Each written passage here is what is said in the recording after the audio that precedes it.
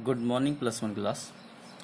तो आज के लिए हमारा जो टॉपिक रहेगा वो है bond angle, sorry bond energy. Bond energy के बारे में हम यहाँ पर बात करते हैं कि बॉन्ड एनर्जी क्या होगी। जैसे कि कोई दो एटम है, अब हम वहाँ पर मॉलिक्यूल्स लेते हैं या फिर नंबर ऑफ बॉन्ड्स लेते हैं।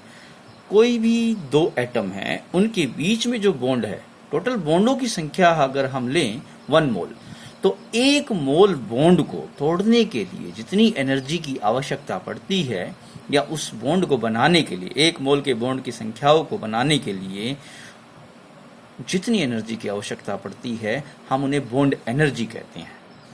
अब यहाँ पर जैसे कि हम बात करें कार्बन और हाइड्रोजन के बॉन्ड के बारे में बात करें, तो कार्बन और हाइड्रोजन में अगर हम मीथेन में बात करें तो एक मॉलिक्यूल में 4 बॉन्ड होते हैं, CH बॉन्ड। तो इसके लिए हमें 1/4 मोल CH4 चाहिएगा, क्योंकि टोटल बॉन्ड की संख्या वहां पर कितनी हो जाएगी, 1 मोल CH बॉन्ड हो जाएंगे।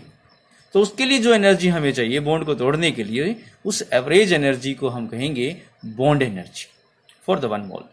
Factor on which the bond energy depend, वो फैक्टर जिनके ऊपर बॉन्ड एनर्जी डिपेंड करेगी, वो फैक्टर कौन कौन से होंगे। तो हमारे पास हम पहला बात करते हैं साइज ऑफ एटम।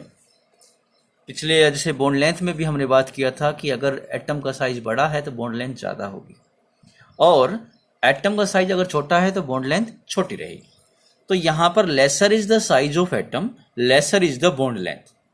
अगर बॉन्ड लेंथ छोटी है तो बॉन्ड को तोड़ना मुश्किल होगा। जैसे कि आप एक काम करें कि एक ही मोटाई की 2 लकड़ियाँ लें, एक लंबी लकड़ी लें, एक छोटी लकड़ी लें, दोनों को अपने दोनों एंड से पकड़कर तोड़ने की कोशिश करें। लंबी वाली जो लकड़ी होगी वो जल्दी टूटेगी छोटी लकड़ी से। तो यहाँ से हमें एक प्रूफ मिलता है कि बॉन्ड लेंथ अगर बड़ी होगी तो बॉन्ड जल्दी टूटता है। तो यहाँ पर lesser is the bond length, larger is the bond dissociation energy. जैसे कि हम हाइड्रोजन और फ्लोरीन की बात करें तो हाइड्रोजन और फ्लोरीन में फ्लोरीन का साइज यहाँ कम क्लोरीन से कंपेयर करें तो छोटा होता है, क्लोरीन का साइज ब्रोमीन से छोटा होता है।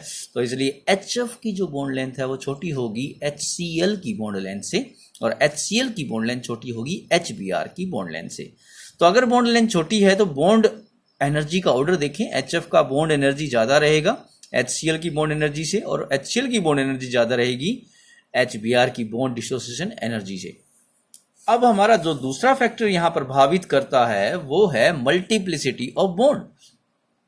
अब दो एटमों के बीच में जितने ज़्यादा बॉन्ड बनेंगे उतना ज़्यादा मजबूत बॉन्ड होगा। एग्जाम्पल जैसे कि आप एक केस में तो एक ही समान लंबाई की एक लकड़ी लें, दूसरे उतनी ही लंबाई की 2 लकड़ियाँ लें, और उतनी ही लंबाई की 3 लकड़ियाँ लें।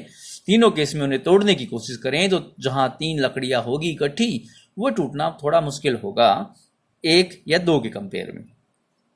तो यहां से हमें पता लगता है कि greater is the multiplicity of the bond, greater is the bond dissociation energy.